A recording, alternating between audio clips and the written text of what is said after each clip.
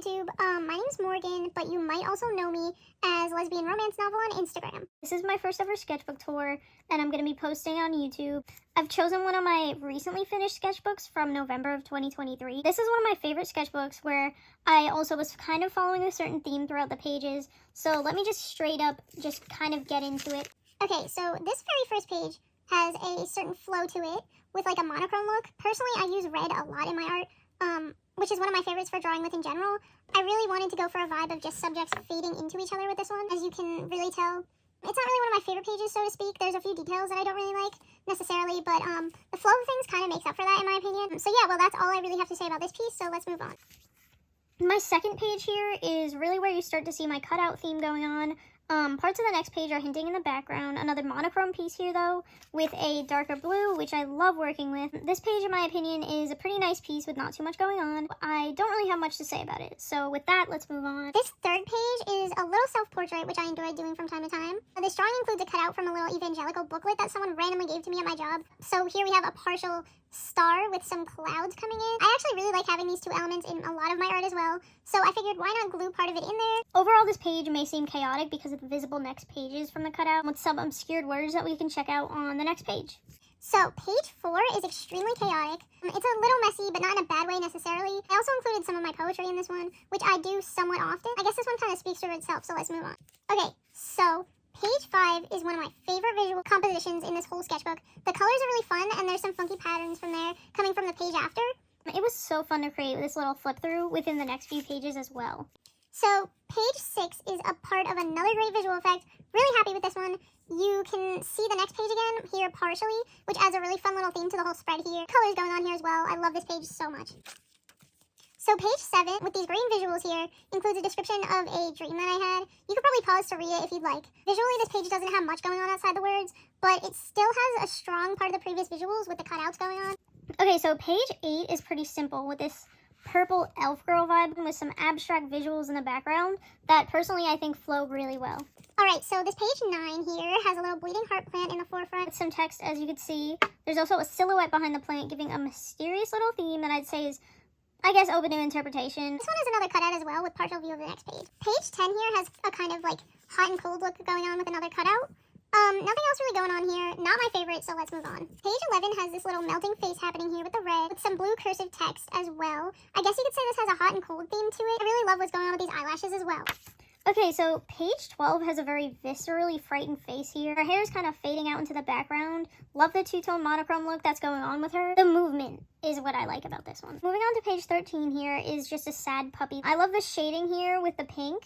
I remember this one being so fun to create because I love shading like this. These words here, though, are not my own. I just really like them. Skipping this next page, we're going to 15. Don't worry about it. Okay, so the shading on page 15 was so fun. Shading is literally my favorite part of drawing nowadays.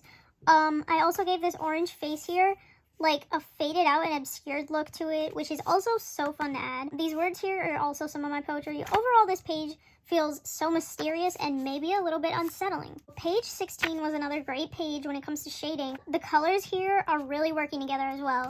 And the cutout filled so well with the next page. The center of this is really nice. It's like a soft and calm look right there.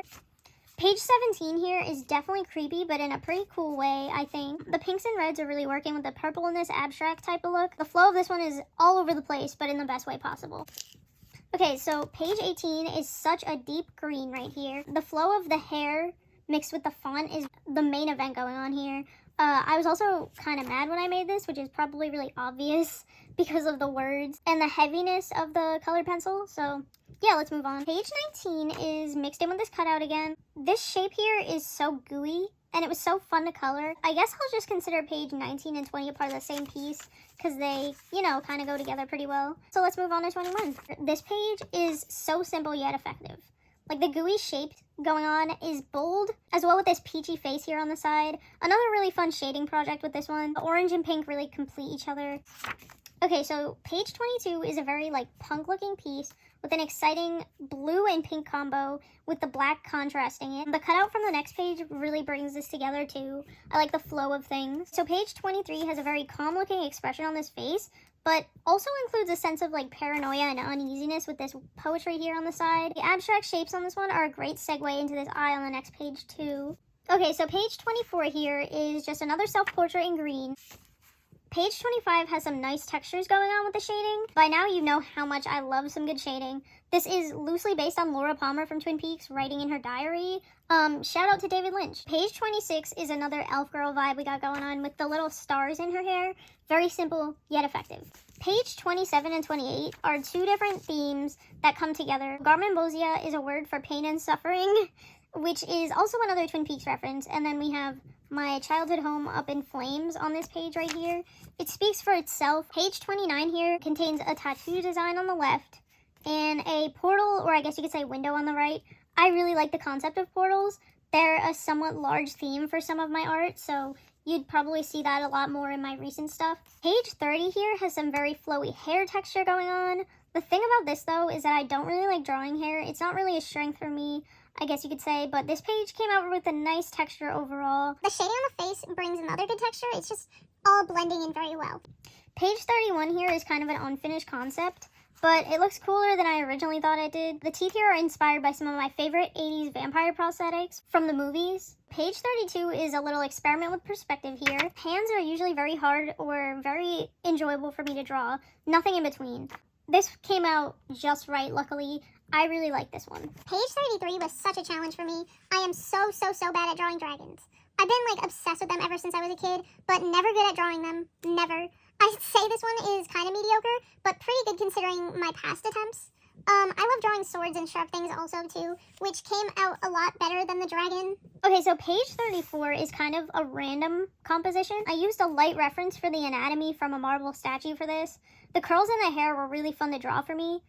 Despite my usual inability to draw hair, overall the composition for this page is a little weird, little awkward, but I still kind of like it. Page 35 was also drawn using a marble statue reference. It's not really my best, but the blue tone and the shading made it more bearable for me to look at. Page 36 is a real funky one. The shading here was a great time. The flow of this is great, and I love a good abstract piece. These colors fading into each other have a nice effect as well. You can really see the crisp graininess in the shading. Quite nice, quite nice. Page 37 feels pretty soft with this orange monochrome vibe we have going on.